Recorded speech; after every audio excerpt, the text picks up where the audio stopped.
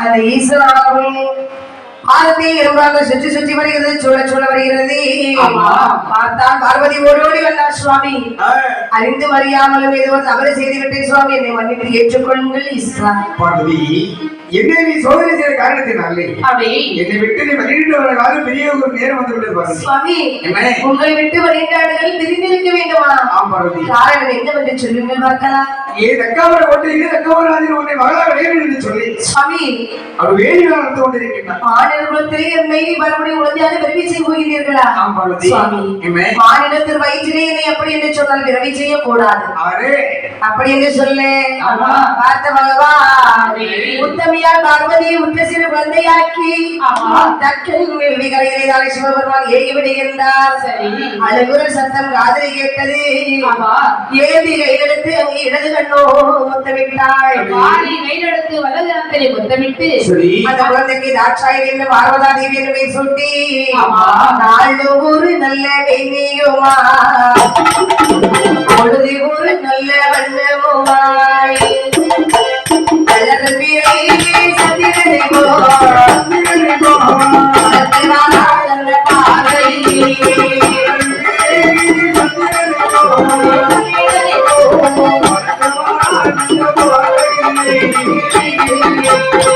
ஒரு வயது இரண்டாகி 3 நாளாகி 5 திருவயது ஆனை கட்ட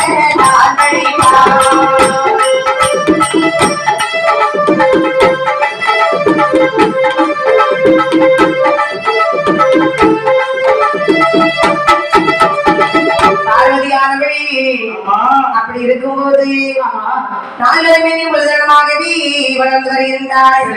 அப்படி வளர்த்து வரும் பொழுது பார்வதிக்கு வயது 7 அடைந்தார். பாடசாலை கொண்டு சேர்த்தார்கள். ஆனால் பார்வதி 8 எல்லா கல்வியும் வச்சு தேடி வருகின்றாள். பார்வதிக்கு வயது 12 பருவம் அடைந்தார். தக்க மகாராஜன் முதலாவது 50 பெண் குழந்தைகள் இருந்தாங்க. மொத்தமா திருமணம் வச்சு கொடுத்துட்டோம். இந்த ஒரு குழந்தை இருக்கிற குழந்தையே ஊரறிய உலகறிய நாடறிய நாட்டு மக்கள் அறிய ஒரு தங்கையை திருமணம் செய்து கொடுக்க வேண்டும் என்று சொல்லி தக்கவராஜர் சிவன் திருமணம் ஏற்பாடுகள் செய்தார். அப்போது ஈஸ்வரன் சொல்லுகிறான், நந்தி எனது மனைவி பார்வதிக்கு தக்க மகராஜன் சிவன் திருமணம் எடுக்க இருக்கின்றார். நாமல் தகுந்த நேரத்தில் போக வேண்டும் என்று சொல்லி அவர்கள் 2 பேருமாக சேர்ந்து பண்டார கொடுத்தது வந்து மன்னார கூட்டத்தை அமர்ந்திருந்தார்கள். அவர் அங்கே இருக்கும்போது பார்த்தார். அவள் 55 தேசராஜாக்களுக்கு மொழி அனுப்பியிருந்த காரணத்தினால் அவள் 55 தேசராஜாக்களும் கூடி இருந்தார்கள் சபையிலே. தோழியர்களை வரவழைத்தார். நம்ம தோழியர்களை நீங்க செய்து பார்வதி மரக்கொலை செய்து கொட்டி வாருங்க என்று சொல்ல தோழியர்கள் எல்லாம் கண்ணதிரை மைதை எட்டியிருக்கார் கூடலை பிள்ளைக்காய் விட்டு நெட்டி சுத்தி ஓட்டிடுவாள். ஆடை கட்டி ஆடை கட்டி ஆடை கட்டி வர்ண மாலை போட்டி வர்ண மாலை போட்டி மாலை போட்டி ஆடை கட்டி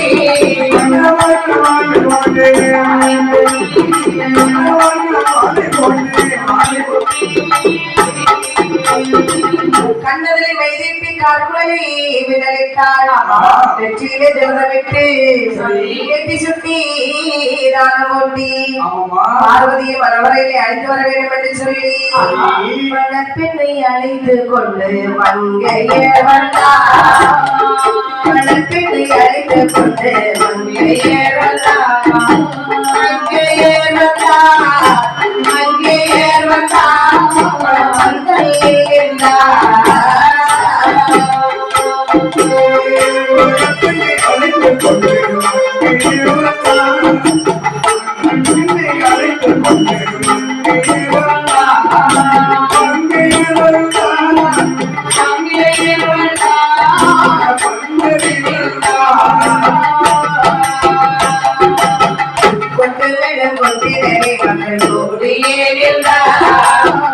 கொண்டு மேல கொட்டிடனே மகள் கூடியே கூடியே கூடியே நின்றார் கூடியே நின்றார் பாடியே நின்றார்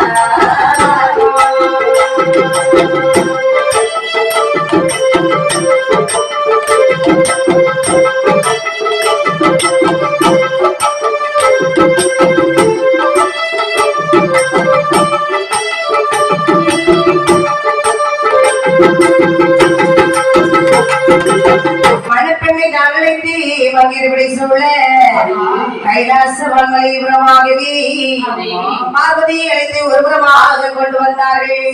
தக்கமரம் கோட்டையிலே தக்க மகாராஜனுடைய அரண்மனையிலே பார்வதியானவரை கூட்டிக் கொண்டு வரும் பொழுது தக்க மகாராஜன் சொல்லுகிறார், அம்மா தோழியர்களே, அப்படி 87 தேசத்து ராஜாக்கள் இருக்கக்கூடிய சபையிலே பார்வதி அம்மாவுக்கு ஒவ்வொரு நாட்டு மன்னனாக அறிமுகப்படுத்தி வைங்கோ என்று சொன்னார். பார்த்து தோழியர்கள் சொல்லுகிறார், அம்மா பார்வதி அம்மா அந்த 3 பேர் இருக்காங்களே, சேர சோழ மாண்டி என்றா சேர சோழ மாண்டி என்றா அங்க சேர்ந்தவாளே வந்து சென்றார். சேர சோழ மாண்டி என்றா சேர சோழ மாண்டி என்றா என்னோடு ஒரு நாட்டு மன்னை என்றார் ஒரு நாட்டு மன்னை என்றார் இது தேடி சென்றார்.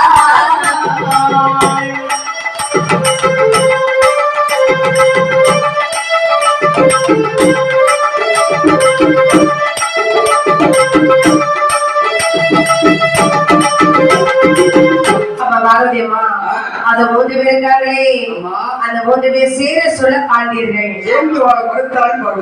ஆமா அடியே அதுக்கு அடுத்து இருக்கின்றார் அதான் குரு நாட்டு மன்னன், அதுக்கு அடுத்து இருந்தது மகத நாட்டு மன்னன். அப்படி என்று ஒவ்வொரு நாட்டு மன்னனாக அறிமுகப்படுத்தி வைக்கும் போது பார்வதிக்கு என்ன மாதிரி ஈசன் மேலே இருக்கிறது.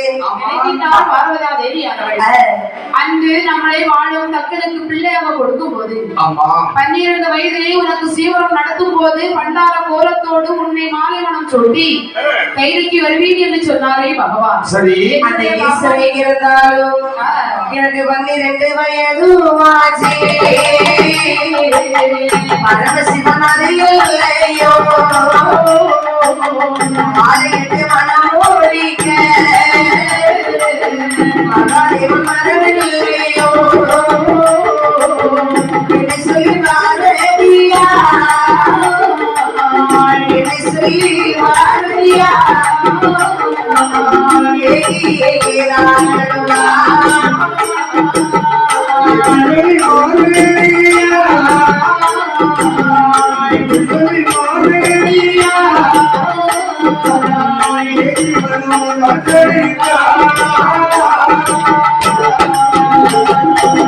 பட்டு உலகள்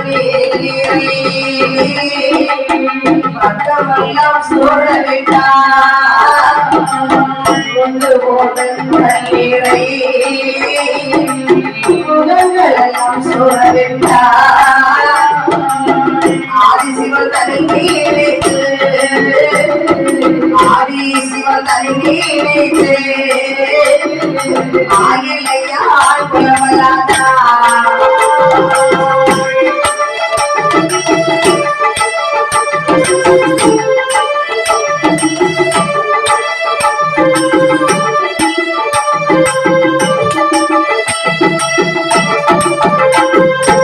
எனக்கு 12 வயதுமாச்சு, பரமசிவன் வரவில்லையோ மாலையிட்டு மனமுடிக்க அந்த மகாதேவன் வரவில்லையோ என்று பட்டு போன கண்ணீரை பக்கமெல்லாம் சோழவிட்டாள்.